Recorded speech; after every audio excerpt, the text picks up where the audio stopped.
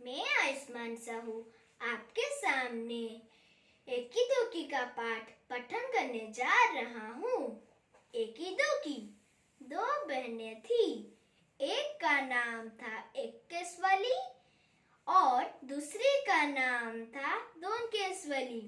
दोनों बहनें अपने अम्मा और बाबा के साथ एक छोटे से घर में रहती थी। एक्केश्वरी का एक ही बाल था, इसलिए सब उसे एकी बुलाते थे। दोनकेश्वरी बड़ी घमंडी थी। उसके दो बाल थे, इसलिए सब उसे दोकी बुलाते थे। अम्मा सोचती थी कि दोकी जैसी सुंदर लड़की तो दुनिया में है ही नहीं, और बाबा उनको सोचने की फुर्सत ही कहा काम में जो उलझे रहते थे। दोकी हमेशा अपनी बहन पर रौब जमाती रहती। एक दिन एक ही घने जंगल में गई। चलते चलते वह घने जंगल के बीच आ पहुंची। चारों तरफ सन्नाटा था। अचानक उसने एक आवाज सुनी, पानी, मुझे प्यास लगी है, कोई पानी पिला दो। एकी रुकी और उसने चारों तरफ घूमकर देखा, वहां तो कोई नहीं था। फिर उसने देखा सूखी मुरझी हुई मेहंदी की झाड़ी, जिसके पत्ते सरसरा रहे थे। पास में ही पानी की धारा बह रही थी। एकी ने चुल्लू में पानी भरकर एक बार, दो बार, कई बार झाड़ी के ऊपर डाला। मेहंदी की झाड़ी बोली, धन्यवाद एकी, मैं तुम्हारी ये मदद याद रखूंगी। एकी आगे बढ़ गई। फिर अचानक उस सन्नाटे में उसे एक और आवाज सुनाई दी, मुझे भूख लगी है, कोई मुझे खाना खिला दो। एकी ने देखा कि एक मरियल सी गाय पेड़ से बंधी हुई थी। एकी ने घास फूस इकट्ठी की और गाय को खिला दी। उसके बाद उसने गाय के गले में बंधी रस्सी को खोल दिया। धन्यवाद एकी, मैं तुम्हारी ये मदद हमेशा याद रखूंगी, गाय ने कहा। एकी अब चलते चलते थक गई थी।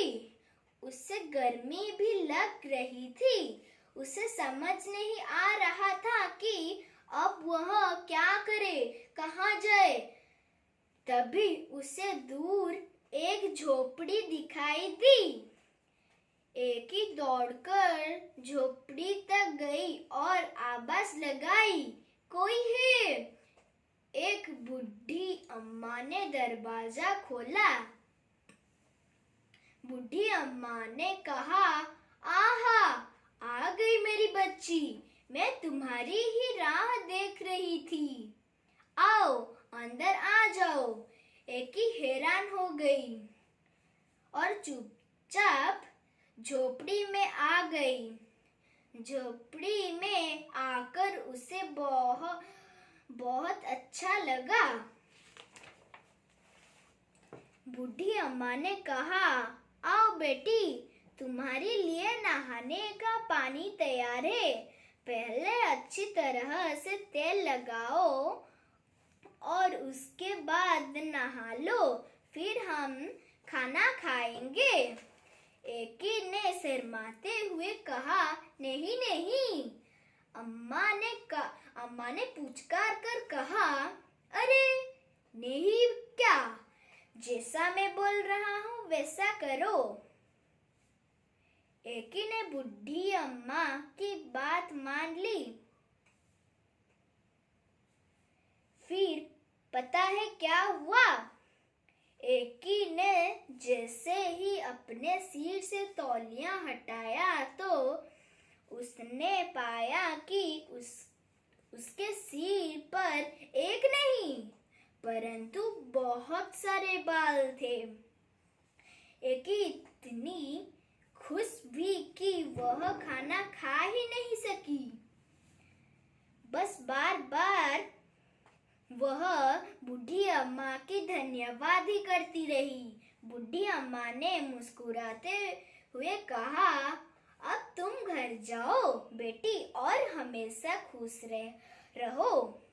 एकी के तो जैसे पंख ही निकल आई, वह सरपट घर की तरफ दौड़ चली।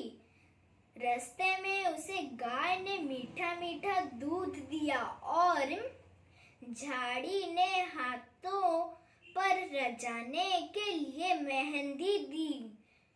घर पहुंचकर एकी ने सारी कहानी सुनाई। दो की कहानी सुनते ही सीधे जंगल की तरफ भागी। दो की इतनी तेज भाग रही थी कि न उसने प्यासी झड़ी और न ही भूखी गाय की पुकार सुनी। वह तो गड़गड़ाती हुई झोपड़ी में घुस गई और बूढ़ी अम्मा को हुक्म दिया, मेरे लिए नहाने का पानी तैयार करो।